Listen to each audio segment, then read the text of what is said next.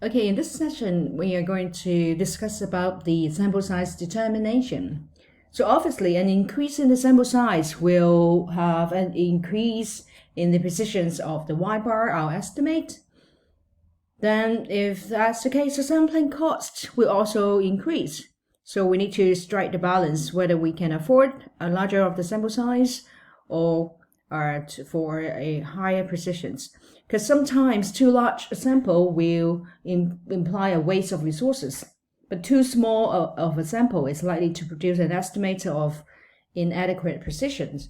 So we need to be very careful when we try to determine the sample size. Most of the time, we need to ask ourselves, what is the error bound B? What is the tolerance level that we can accept the difference between our estimate to the true value? So let's say we want to restrict an acceptable level of probability alpha that the absolute difference between the actual mean and the sample mean y-bar is greater than some specific value of bound of error, the error bound B. So before we determine the sample size, we need to set a bound of error, that is our tolerance level, at an acceptable level of probability alpha. We also need to ask ourselves, what is the alpha? What is the significance level of that alpha? Let's say we let alpha equals to 5%, then the probability of the errors is greater than the acceptable levels of B is always less than equals to 5%. So let's put it in like an example. Let's say if you are going to date like a girlfriend, then you would say that, okay, I'm going to meet her at 10:30. So this is the true time at 10:30.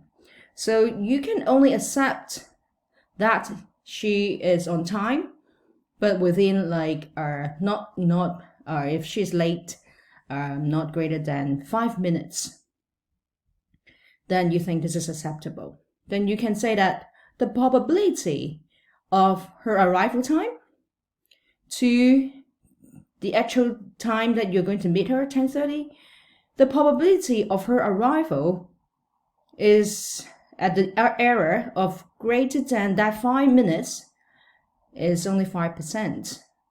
It's less than equals to 5%. So you could be quite sure that your girlfriend is so good that you are at the acceptable level of her, because most of the time she is most of the time, like 95% of the time, that she is arriving within 5 minutes.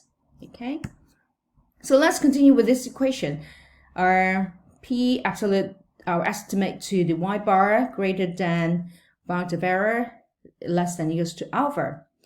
Since we show that the standard our mean y-bar is normally distributed, so we can standardize that by dividing the standard error on both sides.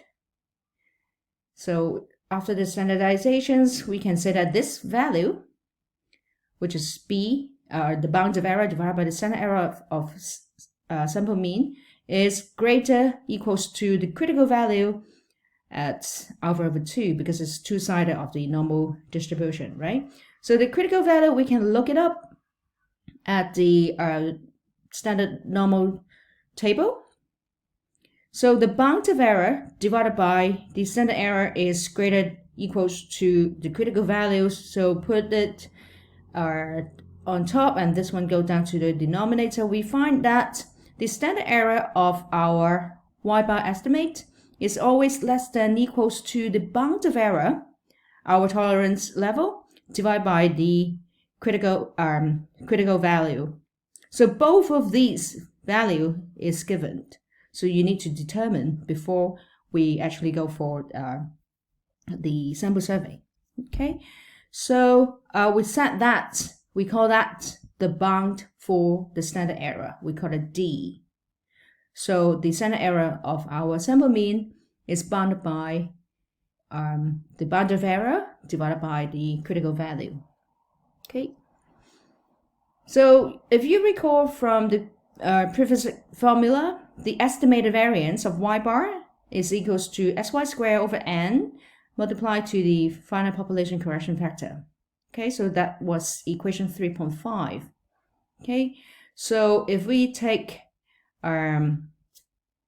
this both sides taking the square, standard error taking the square becomes the estimated variance, right?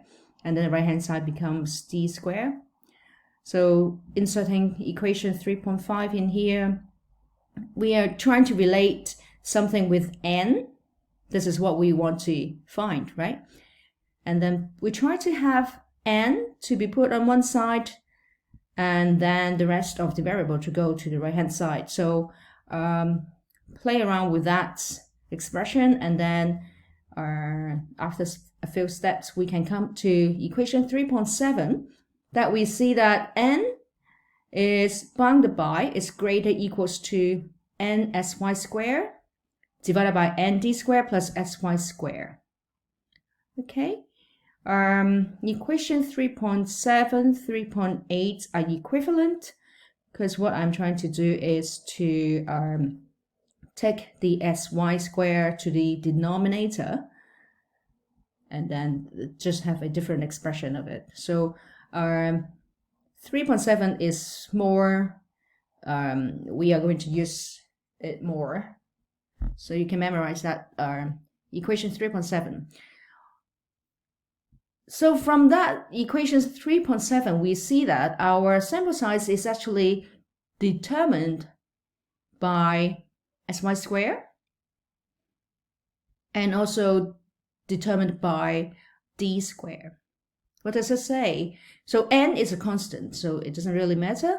Sy squared is the variability of our sample. So the higher of the variance, higher of the variability of our sample leads to a higher number of samples that we need to collect. So if the variance is higher, then we need to collect a larger sample size. And also bound by the error bound. So error bound is in the happens to be in the denominator of these equations. So if we set the smaller of the error bound, then again we need a higher value of n. Okay, so we can say that n depends on two values are important. So they're more important. First is the error bound that we set. What is our tolerance level? Secondly is the population's variability estimate. So equation 3.7 we can recopy here. N greater equals to ny squared and d squared plus sy squared. Okay, I'd like to take the sy squared out of the bracket, and then we have n over nd squared plus sy squared.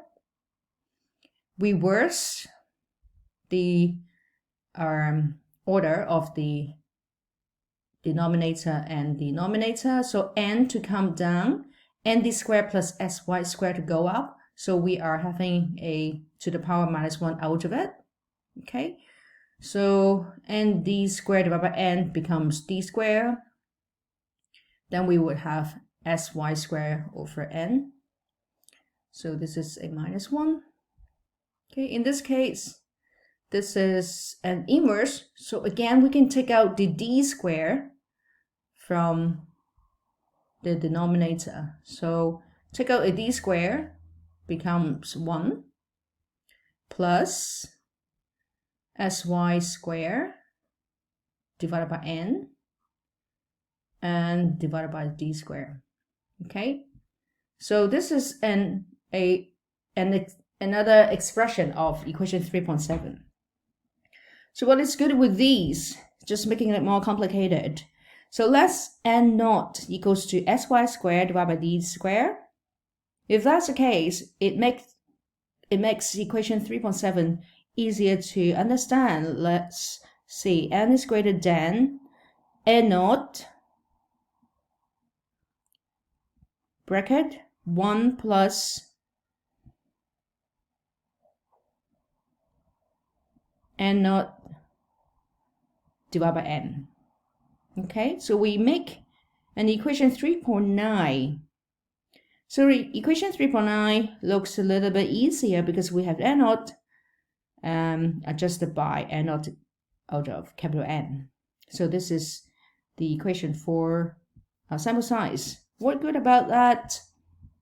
If we can see when the population size is sufficiently large enough, then we can see if this is very large, no matter what these are, this becomes 0. So 1 plus 0, this part can be omitted. That equals to 1, right? So this part is very small. So N naught over N is not substantial. So an approximation to the sample size is just sy squared out of d squared. We just mentioned from equation 3.7, and our sample size is determined by, very much depends on the variability of the y bar, or the population's variability, and also the bound of error. D squared is B over Z, the critical value, right?